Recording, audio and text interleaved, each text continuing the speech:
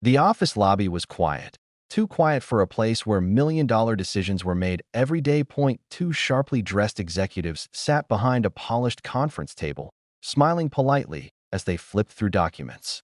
Their suits were flawless, their watches expensive, their posture confident. This was their world. Numbers, contracts, power. Then the door opened and a little girl stepped inside. She couldn't have been more than 8 years old. A yellow t-shirt, worn sneakers, and a small backpack hung from her shoulders. In her hands, she clutched a brown envelope so tightly that her fingers had turned pale. The men exchanged confused glances. "Sweetheart," one of them said gently, forcing a smile. "Are you lost?" The girl shook her head. "No, sir," she replied, her voice steady but soft. "I'm here to give this to you." She extended the envelope. One of the men reached for it, amused more than curious. But before he could open it, something unusual caught his eye. Behind the glass wall of the office, an elderly man stood leaning on a wooden cane. His hair was white, his back bent, his eyes heavy with years of labor. He wasn't supposed to be there, just a janitor waiting quietly, watching the room with a strange intensity. The old man's eyes were locked on the envelope, and he was shaking. The executive paused. "Do you know what this is?" he asked the girl. "Yes," she said. "My grandfather told me to give it to you, and to wait." The smile faded. The man slowly opened the envelope. Inside was a single folded letter, yellowed at the edges, written in neat but trembling handwriting. As he read the first line, his face went pale. The room seemed to shrink. "If you are reading this, then you finally sit where you once promised we would sit together."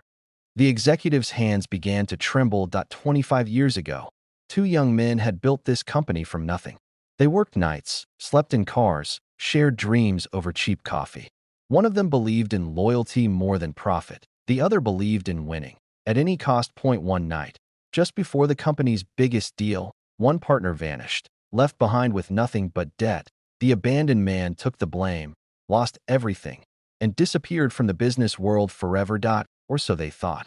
The executive looked up slowly, his eyes drifting to the glass wall. The old janitor met his gaze. Recognition hit like a punch to the chest. It's you," the executive whispered. The elderly man pushed the door open and stepped inside, leaning heavily on his cane. "I cleaned your floors," he said calmly. "I emptied your trash. I listened while you celebrated your success." The room was silent. The little girl turned around and smiled at him. "Grandpa, I did it." He nodded, pride shining in his tired eyes. "You stole my work," the old man continued. "You took my ideas, my signature, my future. And I paid the price. Prison, poverty, silence." The second executive stood up nervously. "We can talk about this." "No," the old man interrupted. "Now you listen." He gestured to the girl. "She wanted to be a teacher. I wanted her to have a future untouched by revenge. But justice matters too." The executive swallowed hard. "What do you want?" The old man placed another document on the table. "Everything you built on my back goes to charity, to employees you exploited, and to her education fund." "And if we refuse?" the executive asked quietly.